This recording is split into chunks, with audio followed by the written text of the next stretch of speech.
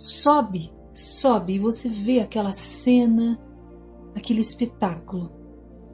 Tudo sendo transmutado, curado e renovado.